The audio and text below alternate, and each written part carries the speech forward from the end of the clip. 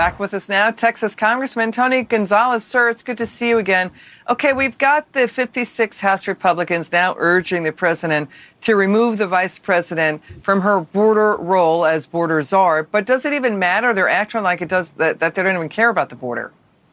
You know, it's almost 90 days and she's yet to show up. But beyond showing up, they've literally have shown zero interest. And it's not just about listening to Republicans. It's about listening to Democrats as well. It's about being respectful for those that live on the border, that work on the border. This crisis is spiraling out of control. It has turned deadly. You're seeing migrants pass away at record numbers. You're seeing drownings on the border. You're seeing the Border Patrol agents have saved over 7,000 lives in the past month. They're having to put up beacons that are also saving lives. It is spiraling out of control, and Kamala Harris is nowhere to be found.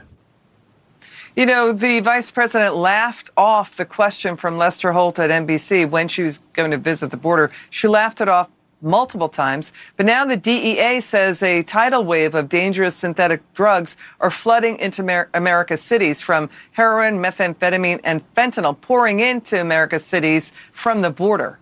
But now we've got the former president, Donald Trump. He's going to visit the Texas border. So you're taking all of that. Yeah, my district is larger than 30 states. I represent over 40% of our southern border. And you're seeing record numbers of drugs come through, fentanyl in particular. You're talking about a deadly drug. We've seen over 7,500 pounds of fentanyl, and that's just what has been caught. What worries me are the getaways, the number of drugs and the number of actors, bad actors that are coming through that we are not catching. It's long time, that this president take it serious. This isn't a new topic. Every president has had to deal with immigration and border security. I'm happy to see President Trump come to Texas, visit Texas, see it firsthand, and I would love to see President Biden follow his suit.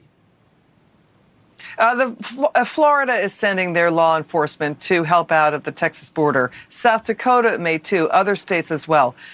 We have Florida Governor Ron DeSantis saying, you know what? Everybody's fed up. Republicans and Democrats are fed up with the inattention, the lack of attention by the Biden administration at the border. Watch this.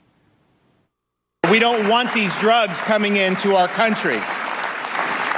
And we need to act, because I can tell you these cartels are eating Joe Biden's lunch. What does it say about an administration when the states have to step up and do the jobs that the federal government's supposed to be doing? Our border czar, Vice President Harris, has yet to visit the border. Literally, she has spent more time, Steve, addressing climate change and space than she has on addressing our border crisis. But the only way we can help her if she makes a visit down to the border, meets with sheriffs, landowners, mayors, judges, the NGOs down here. Not a stage visit, but have a real sit down with the people that see this on a day-to-day basis. So why not do what Democrat Henry Cuellar of Texas is saying? Vice President Harris, just come down and sit down with us, sit down with border officials, and they can tell you what's going on. Why aren't they showing up? Yeah, my Henry Cuellar is my neighbor to the south, and we see it very similar on this issue. Securing our border is absolutely critical to our districts. I'd argue that every city and every state is a border city and border state, whether that's the fentanyl and the drugs that are coming over, whether that's the over 800,000 illegal immigrants that are having to be displaced and sent all over the country, or whether that's the 80,000 unaccompanied children.